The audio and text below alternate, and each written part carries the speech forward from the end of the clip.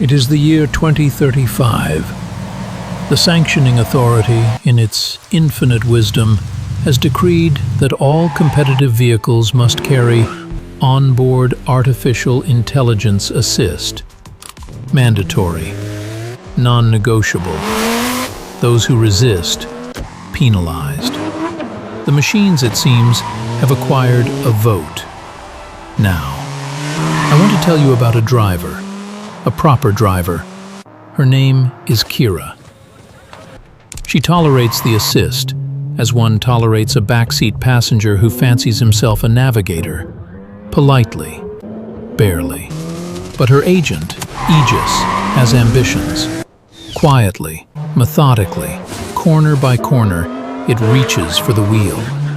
What follows is not simply a race, it is a reckoning between the instinct of a human being and the certainty of a machine. Welcome to Parity.